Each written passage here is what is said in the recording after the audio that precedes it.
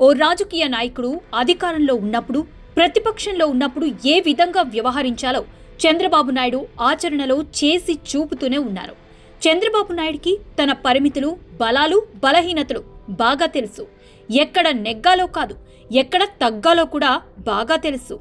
ఎన్నికలకు ముందు పొత్తుల కోసం బీజేపీ పెద్దలతో రాజీపడి చాలా త్యాగాలకు సిద్ధపడ్డారు. అప్పుడు సొంత పార్టీ నేతలు, రాజకీయ విశ్లేషకులు సైతం ఆయన నిర్ణయాన్ని తప్పుపట్టారు. కానీ జగన్ ఒక్కరే ముందుగా ప్రమాదం పసిగట్టి గగ్గోలు పెట్టారు. ఎన్నికల ఫలితాలు చూసిన తర్వాత అందరూ చంద్రబాబు నాయుడు రాజకీయ చతురతని మెచ్చుకున్నారు. రాష్ట్ర ప్రయోజనాలు సాధించుకునే విషయంలో చంద్రబాబు నాయుడు తన శక్తియుక్తులు, కేంద్రంలో పలుకుబడి, పరిచయాలు అన్నింటినీ వినియోగించుకుంటారు. అందుకే బీజేపీ రాష్ట్రాలైన గుజరాత్, యూపీ రాష్ట్రాలకు దక్కాల్సిన నవరత్న బీపీసీఎల్ కంపెనీని ఏపీకి సాధించుకున్నారని జాతీయ మీడియా అభివర్ణించింది. పొట్టి శ్రీరాములు నెల్లూరు జిల్లా రామాయపట్నంలో 95,000 కోట్ల రూపాయల పెట్టుబడితో బీపీసీఎల్ కంపెనీ ఏర్పాటు కాబోతోంది. తాజా సమాచారం ప్రకారం జనవరి 8న ప్రధాని మోడీ ఆంధ్రాలో పర్యటించనున్నారు.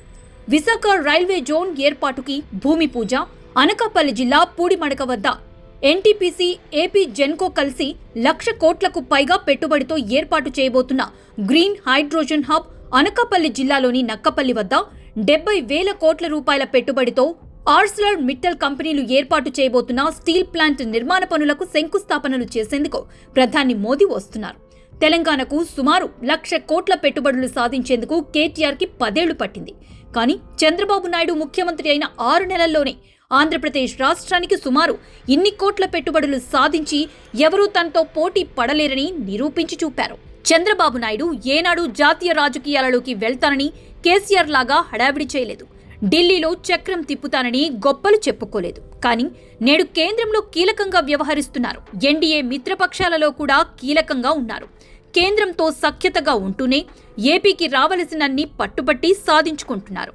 తనంత మహామేధావి లేడని విర్రవీగిన కేసీఆర్, తనంత పోటుగాడు లేదని విర్రవీగిన జగన్ పరిస్థితి ఇప్పుడు ఏ విధంగా ఉందో అందరూ చూస్తూనే ఉన్నారు. నిజానికి వారిరువురు చంద్రబాబు నాయుడిని చూసి చాలా నేర్చుకోవచ్చు. కానీ ఇద్దరికి అహం అడ్డొస్తుండటంతో నేర్చుకోవడానికి ఇష్టపడడం లేదు. అదే వారి పార్టీల పాలిట శాపంగా మారుతోంది.